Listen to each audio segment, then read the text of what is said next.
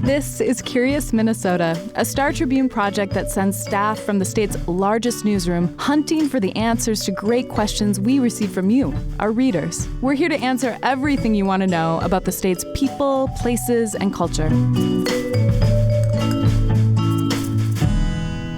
In 1885, a visiting New York journalist once declared Minnesota as unfit for human habitation during the winter. Other newspapers in that era nicknamed it America's Siberia. International Falls, Minnesota still claims the nickname the icebox of the nation. Cold is just a part of Minnesota's identity. But how cold is it, really? That's what Logan Jensen's 6th grade class wanted to know during one of their science lessons. Specifically, they wanted to know how Minnesota's cold compares to what they believe is the coldest place on Earth, the North Pole. So Jensen wrote into Curious Minnesota for help. I'm joined today with my curious co-host, Eric Roper, to hopefully give them an answer. All right, so this classroom, they wanted to know, why does Minnesota sometimes get colder than the North Pole? So I'm fascinated. I'm hooked. I'm interested. What do we mean by North Pole? Because I'm alluding to something that was an issue with the story is like, how do we know what the weather is at the North Pole? It's a little complicated, right? Yes, it is a complicated question because the true North Pole, the northernmost part of Earth, we don't know what temperature it is there, because there is no weather documenting station at the North Pole. Because Santa's just not sharing this. Yeah, he is very secretive, as we know. Right. He doesn't want to share his data. He's probably got his own. He probably has a whole weather station up there somewhere. But anyway, we don't have one that we can access. No, we do not have access to Santa's secret weather records. Okay. However, the nearest one to the North Pole is about 400 miles away in Greenland along the southern coast. So that's kind of where we're pulling the most data from for this story. Cape Morris Jesup? Cape Morris Jesup in Greenland. Okay. And then, what adds a layer to the story that's kind of fun is that sometimes when people refer to the North Pole, they're talking about North Pole, Alaska. Because when you Google this. Yeah, when you Google what is the temperature in North Pole, the first thing that comes up is North Pole, Alaska, which apparently is this very hallmark Christmas-themed town in Alaska that's just really kind of leaned into their name. Okay. So we'll stick with Greenland, but there's also North Pole, Alaska. But What do they have in common in relation to Minnesota's weather? In relation to Minnesota's weather, both North Pole, Alaska and the North Pole, in quotes, Greenland, is that they are both consistently colder than Minnesota. Okay. And that's the end of the episode. Thanks for listening. We're done. That's it, folks. No, okay. So first of all, we have a chart in the story. We do. Comparing Minnesota weather to the North Pole weather. So just tell me about January, since January is the coldest month in all of these places. Right. Or at least in the Twin Cities, because Duluth has a little bit colder in February in this chart. But January, tell me about the Twin Cities versus Cape Morris Jesup. Right. So the chart in the story is from 2020 because this story was originally written in 2021. So this was a very recent graph, and it shows the average temperatures per month. So in the Twin Cities in January of 2020, the average temperature was 21 degrees. Okay. In Duluth, it was 17, so a little bit colder. But still, Greenland was a balmy negative 28 that month. That was the average temperature for Greenland that month. So much colder than Minnesota. Much colder. Okay. We got to sort of, let's find something that gives some boost to this question a little bit, because there is cases where Minnesota is colder than the North Pole. So what did we sort of come up with there? Yes, it is a valid question. Let's just say that right now. It is a very valid question. But how the answer kind of works out is that the key word in the question, or in the answer, I should say, is the word consistently.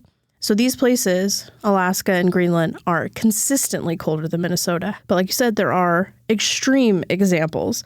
So the lowest recorded temperature in Minnesota was in 1996, when I was the ripe old age of 2 years old. It was in St. Louis County, and it hit negative 60. Okay, in Tower, Minnesota. In Tower, yes. And on the same day at that Greenland weather station, it was only 38 below. Okay. So much colder here. Yeah. So, You talk in the story a little bit about why Minnesota has some of these extreme temperatures, and oceans are a big part of that. So in that example of the -60, you mentioned that a week later it was 100 degrees higher than that, or more than 100 degrees higher than that. It went to 48 degrees. Right. So we have these big swings. We have extreme temperatures, but what do the oceans have to do with that? Yeah. So my main source for this story, besides, weather data, was Peter Boulay, who is a climatologist with the DNR. And he talked about how Minnesota is the way that it is because we are about as far away from the ocean as you can get. I think people forget that Minnesota is very landlocked. You don't. I don't forget. I don't forget. But, we're the land of 10,000 lakes. It's easy to forget, I think, for some people, that we are very landlocked. So because of that, we do not have the stabilizing effect of ocean winds. Okay. So what happens is we're totally at the mercy of these air masses that come in. So let's say a cold air mass comes in from Canada and it'll come down over Minnesota. And because we don't have any winds to kind of stabilize and level everything out, that cold air mass just sits here. And it just sits and it just permeates the whole state. And that's why we get those dramatic drops. And we kind of just have to let it move on its own because we don't have those winds. So that's why we get these pockets of cold. Okay. And you mentioned here in the story that about 110 years ago, there was a big cold snap, the coldest January ever recorded in Minnesota. And the average was nearly 10 below for the statewide average that month. Yeah, it was horrible. People died. And so we have a newspaper clip on the story, which we'll link to in the show notes. And it's interesting here to see. It's like the top headline is "Forecasters See No Relief from Cold." This is on the front page of the Minneapolis Tribune in 1912. And then the one of the headlines underneath that is "Old Timers Remember Still Colder Weather." It's like, oh, very Minnesotan, right? Very evergreen. I feel like we would run that now. Because if we had a story today, right, and said it was really cold out, someone would say, well, I remember it was also cold. Yeah. So, but very interesting. That's the perfect example of just like a cold front came in and it just sat here. It just hovered. And that also happens, the reverse in the summer is when we get those hot streaks. It's the same thing. It's just this hot air bubble essentially comes in and then just hangs out. Yeah. And before we move on from the newspaper story, I just want to note another headline.